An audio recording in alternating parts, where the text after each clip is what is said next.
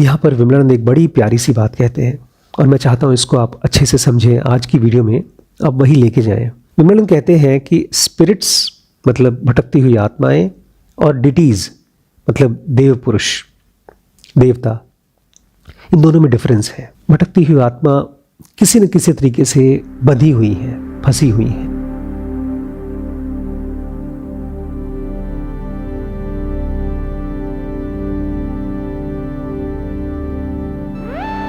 नमस्कार दोस्तों, स्वागत है आपका इस सीरीज़ में जिसको हम कहते हैं Aghora the left hand path.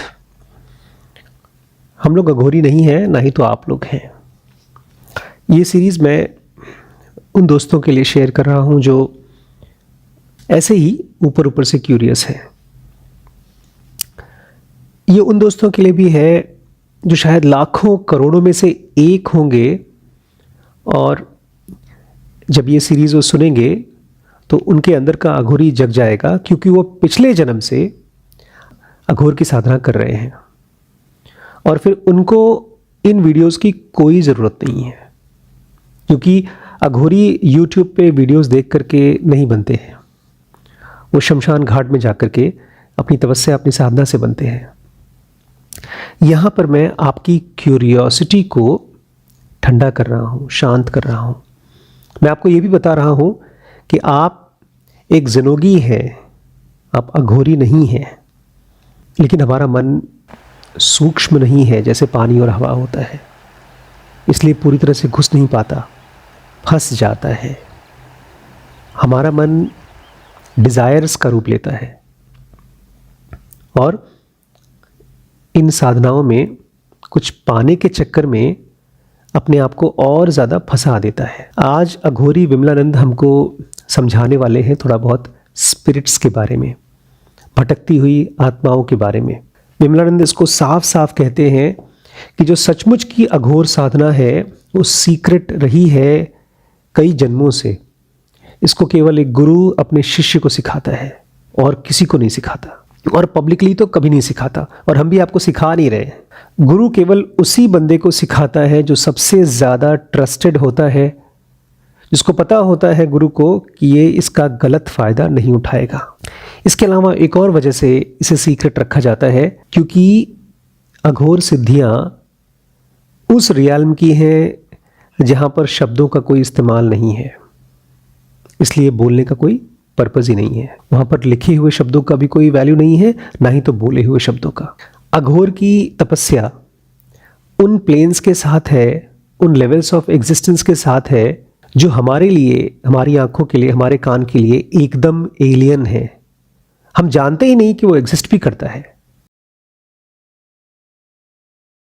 और विमलानंद कहते हैं, मुझे पता नहीं ये बात कितनी सच है, लेकिन उनकी बात पर मुझे भरोसा है कि जो एथरल बीइंग्स होते हैं, मतलब जो भूत प्रेत होते हैं, उनके अंदर में जलन की भावना बहुत ज़्यादा होती है। वो ये नहीं पसंद करते कि कोई उनको पहचान ले, पकड़ ले, जान जाए कि वो है। इसलिए विमलानंद कहते हैं, आपने कोई साधना की, अगर आप स्पिरिट्स को देख पा रहे हैं, भूत प्रेत को देख पा रहे हैं, तो लोगों को बताना मत शुरू कर दीजिएगा, नहीं तो गारंटीड है कि आप सफ़र करेंगे। और कुछ चीज़ें हैं जो अघोरी विमलानंद कहते हैं कि हर किसी को, कम से कम एक अघोरी को, एक साधक को प्राइवेट में करना चाहिए। आपको खाना अकेले में खाना चाहिए अगर आप अघोरी हैं। अगर आप पिलग्रिमेज पर जा रहे हैं, किसी तीर्थ यात्रा पर जा रहे हैं, तो इनके हिसाब से अकेले जाना चाहिए। और अगर आप शादीशुदा हैं और आप अपनी वाइफ के साथ रिलेशनशिप बना रहे हैं, तो वो भी अकेले में होना चाहिए, अंधेरे में होना चाहिए। और लास्ट में अगर आप कोई अघोर की रिचुअल कर रहे हैं तो उसको अकेले में करना चाहिए। कभी किसी और को उस रिचुअल को परफॉर्म करते समय वहाँ पर रहने मत दीजिए, परमिट मत करिए, नहीं तो गारंटीड है कुछ न कुछ गलत हो जाएगा। विमलानंद के हिसाब से यही सबसे सही तरीका है साधना को करने का, अकेले। विमलानंद बताते हैं कि अघोरियों का one of the most basic sadhana है मुंड साधना, स्कल की साधना। मुंड मीन्स स्कल, मुंड का मतलब होता है खोपड़ी, और इस साधना में दोनों का खोपड़ी इस्तेमाल किया जाता है, इंसानों का भी और जानवरों का भी। जब आपके गुरु से आपको सिखाया जाता है, उस खोपड़ी को किसी एक खास पैटर्न में आप रखते हैं, उसको ठीक से कवर करते हैं, फिर उसके ऊपर आप बैठते हैं और उसके बाद आप अपना जप करते हैं, बस इतना ही। विमलानंद कहते हैं हमारा माइंड है, माइंड अनट्रेन्ड है, इसलिए उसके अंदर में डाउट्स आते हैं। आप कोई भी काम करिए तो डाउट्स आते हैं, तो आप ये जब करेंगे तो भी आपके मन में डाउट्स आएगा। आपके मन में ऐसे थॉट आएंगे कि क्या इस चीज़ को करने से कोई फ़ायदा होगा। आपके मन में शायद ये थॉट आए कि क्या सचमुच में भूत प्रेत होते हैं, मुझे बिल्कुल भरोसा नहीं हो रहा है वो जो कह रहे हैं, लेकिन फिर भी मैं इस चीज़ को पढ़ करके समझ पा रहा हूँ और भरोसा हो पा रहा है। चाहे आपके अंदर में डाउट है चाहे नहीं है, जिस इंसान की खोपड़ी आपने ली है और साधना कर रहे हैं उसको गुस्सा आ जाएगा।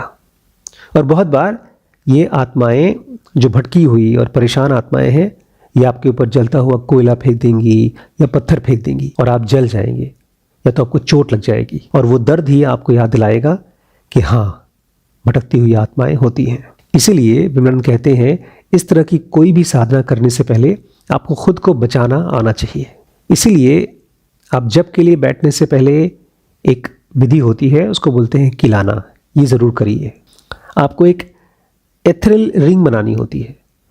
होती तो नॉर्मल सी सर्कल है, लेकिन वो अपनी साधना, अपने माइंड के पावर से आप क्रिएट करते हैं, जो कि मॉलिक्यूलर वर्ल्ड से आपको अलग करता है। और एक बार आपने वो बना लिया और उसके अंदर बैठे हुए हैं, तो जब तक उसमें बैठे रहेंगे आपको कोई नुकसान नहीं होगा।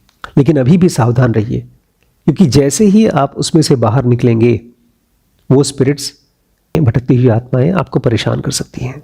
इसलिए उसमें से बाहर मत निकलिए।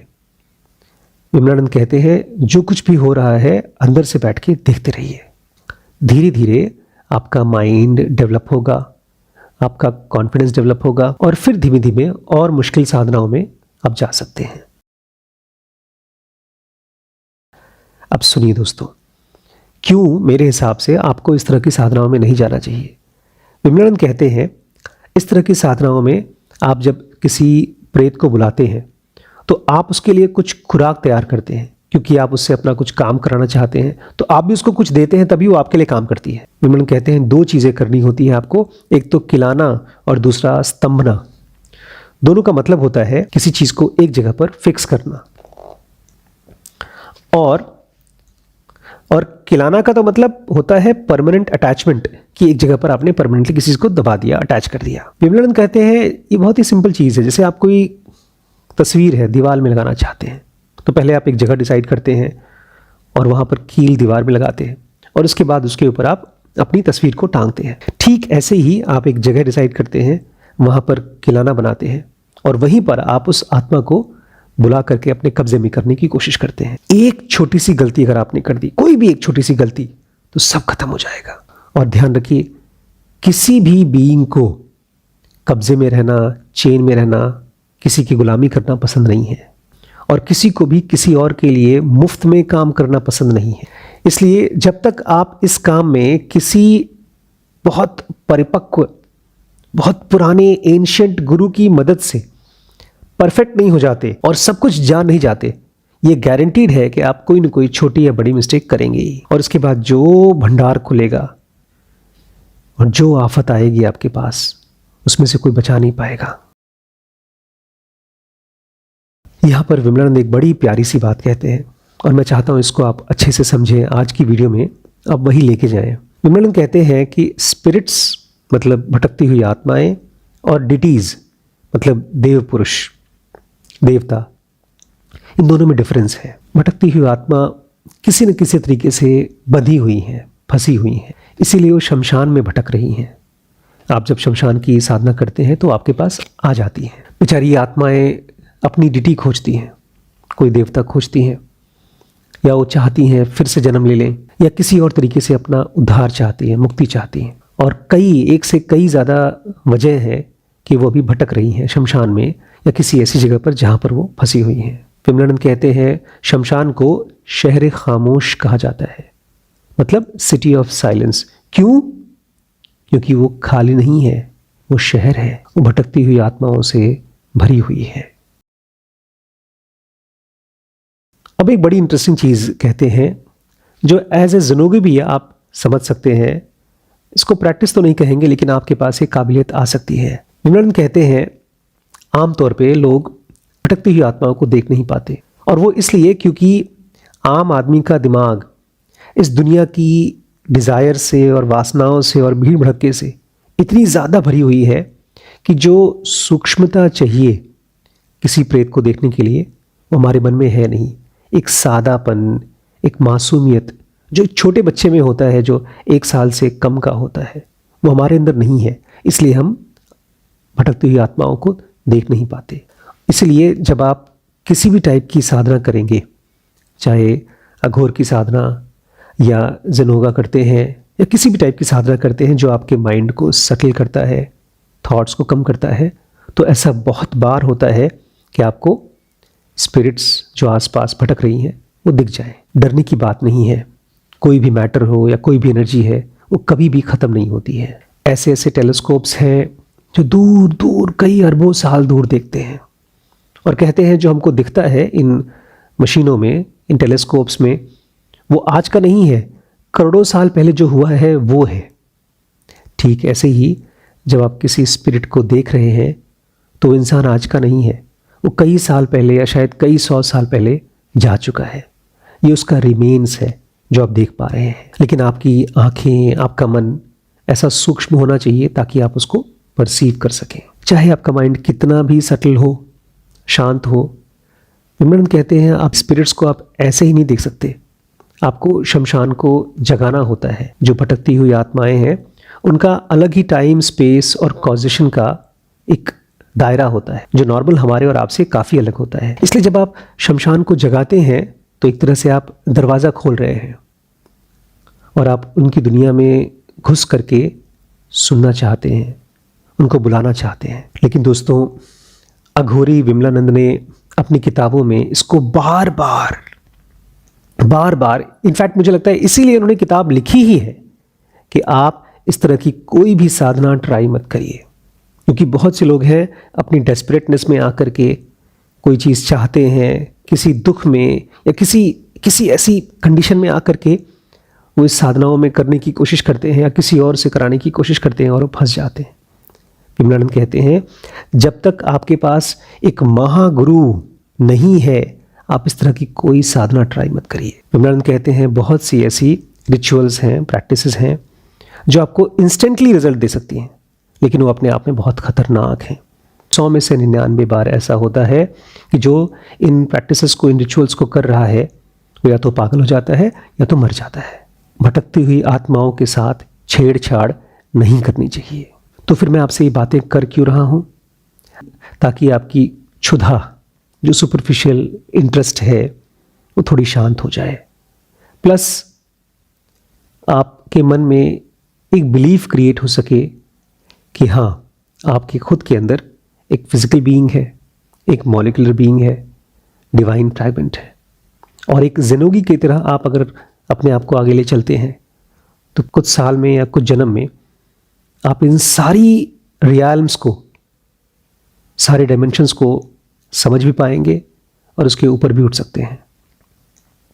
तो इस सीरीज़ में आपको बहुत सी अजीब व गरीब चीज़ें देखने को, सुनने को मिलेंगी, लेकिन मैं आपसे रिक्वेस्ट करूँगा इसे ट्राई मत करिएगा। ये आपके लिए नहीं है और जिनके लिए होगा उनको ये वीडियो की ज़रूरत भी नहीं पड़ेगी।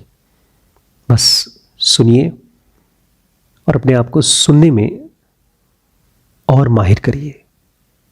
आपकी थिंकिंग डीप होगी जितनी गहरी आपकी लिसनिंग होगी। आज इतना ही दोस्तों।